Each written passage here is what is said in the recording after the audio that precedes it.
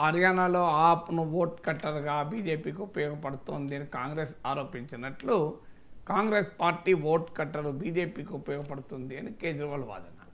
రాజకీయ పార్టీలు ఎట్లుంటాయంటే మాకు మిత్రపక్షాలన్నీ బేషరతుగా ఏమీ ఆశించకుండా వాళ్ళ పార్టీ దుకాణం మూసుకున్న మంచిదే మాకు మద్దతు ఇవ్వాలని కోరుకుంటారు. రాజకీయాలు అలా ఉండవు కదా.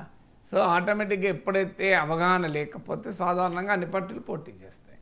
సో అందువల్ల కేజ్రీవాల్ వాదన ఏంటంటే విశ్వదార్లో జరిగిన ఉప ఎన్నికల్లో కాంగ్రెస్ పార్టీ పోటీ చేయడానికి బీజేపీయే కారణము అని. కానీ గుజరాత్లో బీజేపీ పెద్ద పార్టీ, నెంబర్ 1 పార్టీ. నెంబర్ 2 పార్టీ ఆప్ కాదు, నెంబర్ 2 పార్టీ కాంగ్రెస్. ఇప్పటికీ కూడా ఆప్ కొన్ని సీట్లలో ఓటింగ్ తెచ్చుకున్న మాత్రం నిజమే, 11-12% ఓటింగ్ తెచ్చుకుంది.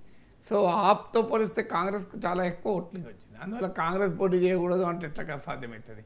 ఒకటి, కాంగ్రెస్ ఏమైనా నామమాత్ర పార్టీ అయితే అర్థం ఉంటుంది. నామమాత్ర పార్టీ అయినా కూడా ఉనికి కొరకు, ఎగ్జిస్టెన్స్ కొరకు పోటీ చేస్తారు. రాజకీయ పార్టీ పెట్టుకున్నది మిత్రపక్షాలకు సహకరించడానికి కాదు కదా. రాజకీయ పార్టీలు పెట్టుకున్నది ఎవరి ఉనికిని